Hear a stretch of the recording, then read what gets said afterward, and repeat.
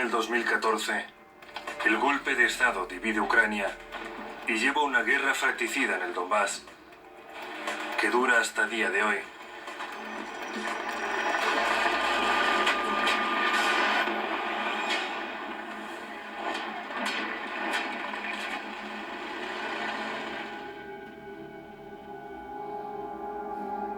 Cerca de Lugansk, al lado de un gran campo, hay una enorme tumba. Aquí están enterrados en su mayoría los civiles asesinados en verano del 2014 por las fuerzas ucranianas. Solo aquí, en este mismo lugar, están enterrados entre 300 y 500 civiles asesinados por la dirección político-militar de Ucrania. Podemos definirlo con una sola palabra: genocidio. Ana Soroka dirige una comisión especial que recoge pruebas de los crímenes de guerra cometidos por la administración de Ucrania contra el pueblo de la República Popular de Lugansk. Nunca lo olvidaremos y nunca lo perdonaremos. En Donbass hay muchas tumbas como esta. Llevo solo 5 minutos aquí y ya veo que los primeros 5 cuerpos que encontraron habían sido decapitados. Todos eran civiles.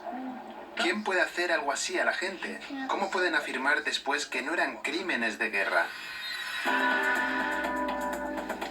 Cerca de Vierchny-Shuvirivka, un pueblo de la República Popular de Lugansk, están exhumando cuerpos de civiles asesinados por las fuerzas ucranianas. Son 36 personas. El periodista estadounidense George Ellison ha enviado en varias ocasiones reportajes sobre este tipo de crímenes a los medios de comunicación de Europa y de Estados Unidos. Espero que esto sea el principio del proceso que dé a conocer esto a nivel internacional. Cuando ves con tus propios ojos estas tumbas horrendas, te entran ganas de ayudar a la gente a superarlo. Por eso estoy aquí. Por desgracia, prácticamente durante cualquier conflicto que tiene lugar en el mundo, se cometen atrocidades y asesinatos extrajudiciales. Así explica lo que sucede en Donbass Charles Kupchan, que trabajó como asistente especial del presidente de Estados Unidos Barack Obama entre el 2014 y el 2017. Lamentablemente, durante este tipo de conflictos, siempre ocurren incidentes parecidos. Uno puede venir aquí y decir, bueno, es la guerra, estas cosas pasan. No, estas cosas no deben pasar. No se les corta la cabeza a las personas, y especialmente a los civiles. Los militares no lo hacen. Quizás el ISIS lo hace. ¿Y qué hacemos con el ISIS? ¿En qué se diferencia lo que está pasando en Ucrania? En las zonas donde los batallones nacionalistas ucranianos arrasaron estas fosas son bastante comunes. Después de todo, ¿se puede decir que aquí no se cometieron crímenes de guerra? Así es como empezó todo.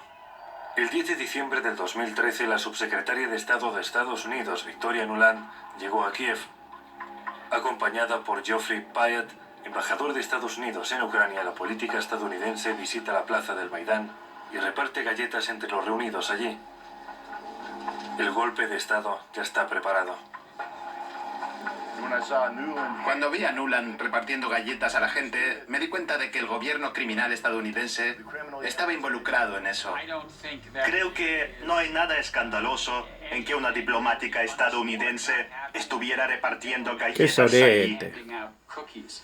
Soy un patriota y amo al pueblo estadounidense, pero odio al gobierno estadounidense.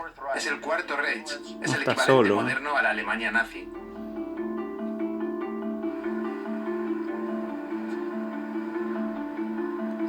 Russell Bentley, ex cabo del ejército estadounidense y ahora miembro de la milicia de la República Popular de Donetsk, sabe por experiencia propia lo que les ocurre a los países a los que llegan la OTAN y Estados Unidos.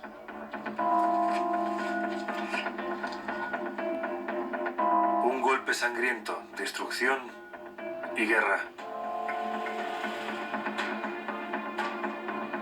Siria, Irak, Afganistán, Yugoslavia, Libia. Ahora la lista de países destruidos por el golpe de Estado se suma a Ucrania. Para empezar, yo no lo llamaría golpe de Estado.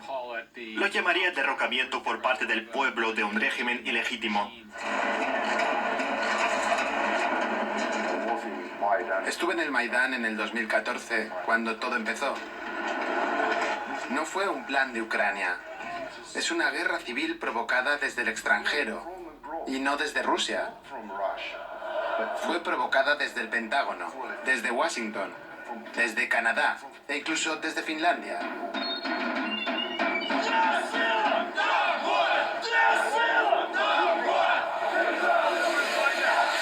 Se parece a la Alemania nazi.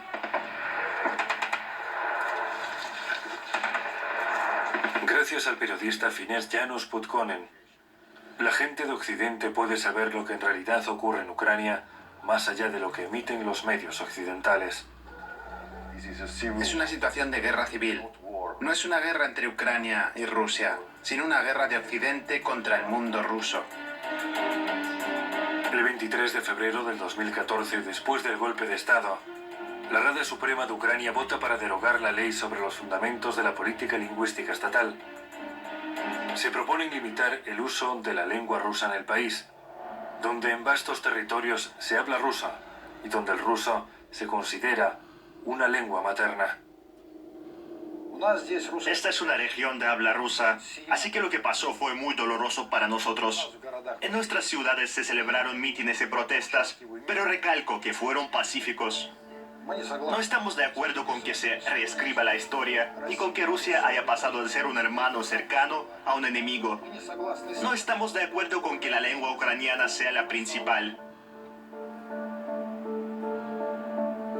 Andriy Timokhin, residente en Donbass, diputado y profesor con 30 años de experiencia, tuvo que tomar las armas para defender sus ideales, condenados en el Maidán. Enviábamos documentos al Consejo Regional y a Kiev diciendo que no estábamos de acuerdo. Proponíamos resolverlo todo a nivel legislativo de forma civilizada. Sin embargo, Kiev no necesita negociaciones en son de paz con las regiones rusoparlantes. Occidente empuja a Ucrania hacia la frontera con Rusia. Es necesario erradicar del país todo lo ruso y, si hace falta, erradicarlo de forma sangrienta. 13 de abril del 2014. Con el respaldo absoluto de los países occidentales, las autoridades ucranianas toman la decisión de iniciar la llamada operación antiterrorista. Es la guerra. El asesinato de su propio pueblo. Los ciudadanos de Ucrania se convierten en material desechable cumpliendo órdenes de los políticos de Estados Unidos. La gente en Donbass intenta retener los tanques ucranianos con sus propias manos. Aquí nadie quiere estar en guerra.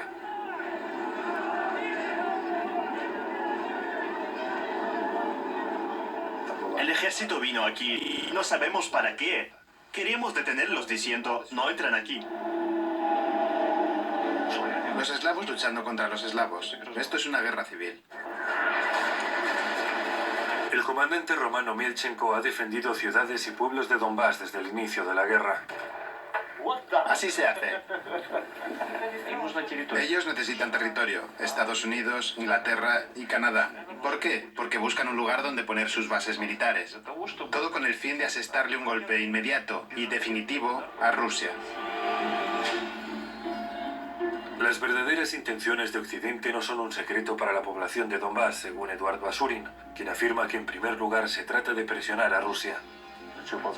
Desde el punto de vista militar, cuanto más cerca se encuentra una base extranjera de la frontera de otro estado, y me refiero a Rusia, menor es el tiempo de aproximación de cualquier tipo de arma. Difícil reaccionar a un ataque. Odessa apoya a Donbass. La gente sale a la calle para exigir un referéndum. La gente rechazaba el golpe de Estado e intentaba definir qué hacer a continuación, porque para ellos era inaceptable la forma en que se habían desarrollado los acontecimientos en Kiev.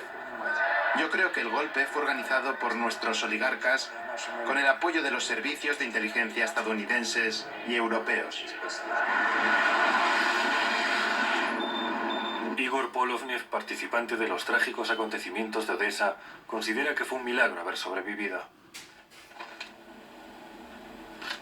El 1 de mayo hubo una gran manifestación que movilizó a unas 20.000 personas. La ciudad hervía de gente.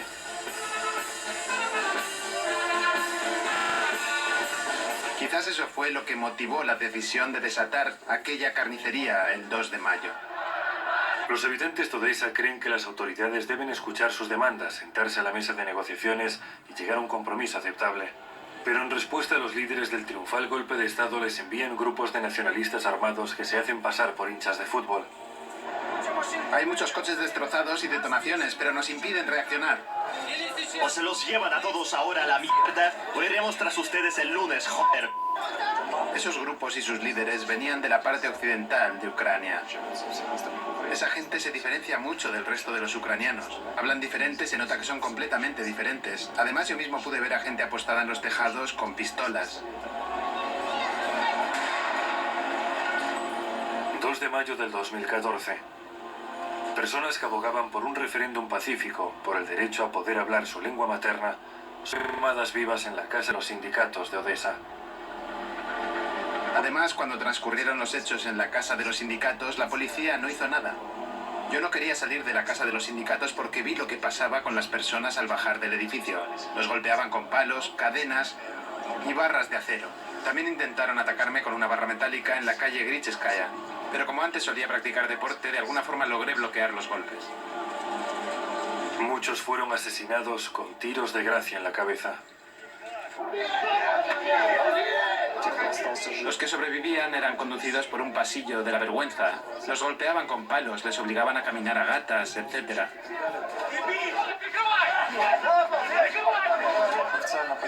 Oficialmente murieron 48 personas, pero creo que fueron bastantes más porque muchos se asfixiaron. Otros murieron y otros simplemente desaparecieron. Se han iniciado causas penales, pero los culpables jamás han sido castigados. El mundo democrático ha ignorado la tragedia de Odessa. Esta gente hará cualquier cosa para justificar el liderazgo de Ucrania si sus objetivos. Apoyan a los nacionalistas, que son prácticamente nazis. No hay resoluciones furiosas de la Asamblea Parlamentaria, del Consejo de Europa y el Departamento de Estado guarda silencio. La casa de los sindicatos se incendió aparentemente por sí sola, según informaron los medios de comunicación europeos. Pero la reacción de muchas otras personas fue diferente. De hecho, el gobierno ucraniano alentaba esas acciones. Las personas que intentaban escapar saltando por las ventanas fueron acribilladas. Todo se hace para perjudicar a Rusia. La gente convivía en amistad. Los ucranianos y los rusos se casaban libremente. Había una hermandad, pero ahora no está claro qué pasa. Ucranianos, rusos y bielorrusos son en esencia pueblos de un mismo origen, de una misma cuna histórica. Es necesario hacer todo lo posible para que se reconcilien. Donbass es territorio ruso. Antes era ruso. Crimea era rusa. Esto es Rusia. La completa impunidad bajo la mirada pasiva de los países occidentales está dando sus frutos. Las autoridades ucranianas recurren a la práctica del terror en el país. ¡Maten a cada uno de ellos! ¡Hay que matarlos! Estoy seguro de que si los nacionalistas y las milicias ucranianas armadas hubieran entrado en nuestro territorio en aquel momento, se habrían repetido los trágicos sucesos que tuvieron lugar en la casa de los sindicatos en Odessa. Tras los acontecimientos de Odessa, el líder de la República Popular de Lugansk, Leonid Pasechnik, no se hacía ninguna ilusión sobre las intenciones de Kiev. Si no nos hubiéramos defendido, aquí habríamos tenido una matanza enorme.